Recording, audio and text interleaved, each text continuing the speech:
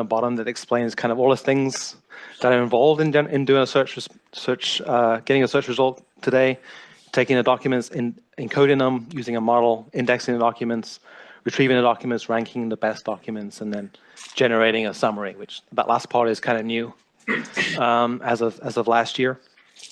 You often get answered, well, which part of this do we do? And the answer is all of that. Right? So we try to make search easy for people by kind of simplifying that stack and just handling all of that for our users. We take the documents, we index it, and we do everything for them. So to do that, it's very important that the answers that we give are accurate and valid, and that's why we spent so much time doing hallucination evaluation work, because we see that a critical part of our system is to make sure that when those answers are provided, that they are accurate.